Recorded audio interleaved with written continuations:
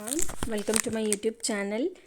आज हम historical background पढ़ेंगे आरबीआई का। फिर कल हम इसके आगे पार्ट पढ़ेंगे। आज इसका पार्ट 1 है, कल हम इसका पार्ट 2 लेके आऊँगी, जिसके आगे हम पढ़ेंगे जैसे रोल ऑफ आरबीआई एंड इसकी कंट्रोल बोर्ड। ये सब जो है वो हम कल पढ़ेंगे। जो हमारा जेके एसएसबी एसआई के एग्ज़ाम है या फा का एग्ज़ाम है उसके सिलेबस में है। ये उसके लिए हमारे लिए इम्पॉर्टेंट टॉपिक है। Let's start.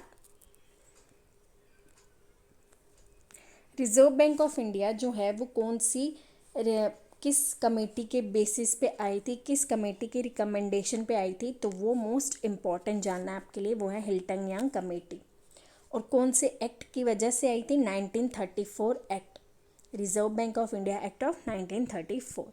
फिर बैंक जो है कब बना था? On April 1 1935। एक्ट है 1934, बना कब था? 1935 में। तो कौन सी कमीशन के रिलेटेड आई थी? तो वो है हिल्टन यांग कमीशन। तो आपको ये चीज़ें याद होनी चाहिए।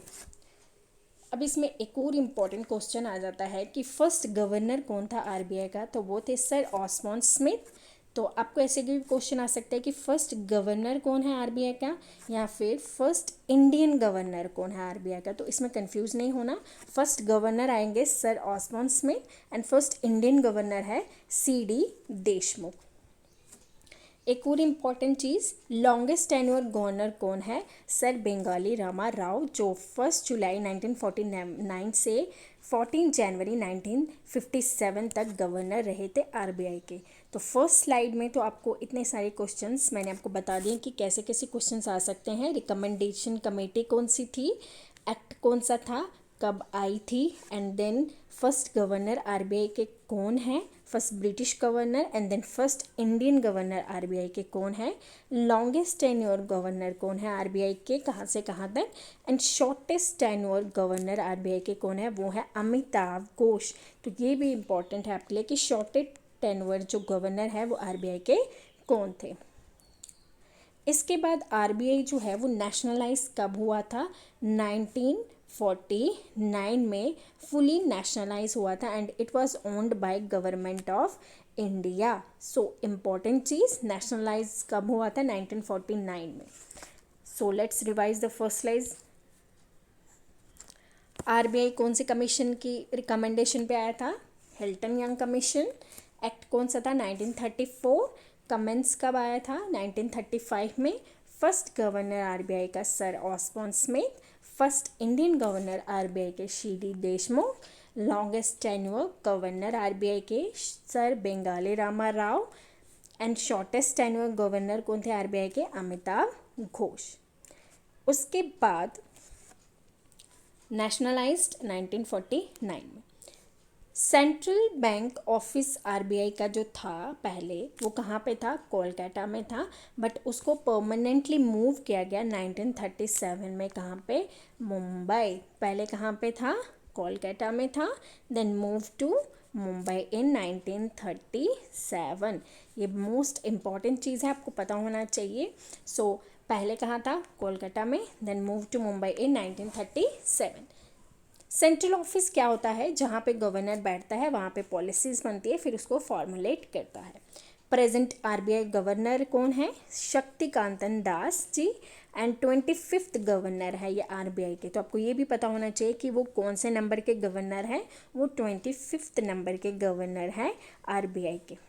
कौन है? शक्तिकांतन दास, 25th गवर्नर आरबीआई के। और आरबीआई का जो सेंट्रल ऑफिस है वो कोलकाता से मुंबई मूव कब हुआ था? 1937 में। बर्मा, अब ये मोस्ट इम्पॉर्टेंट चीज़ है, यहाँ पे मैं स्टार लगा रही हूँ, आप इसको अच्छे से रीड कर लीजिएगा।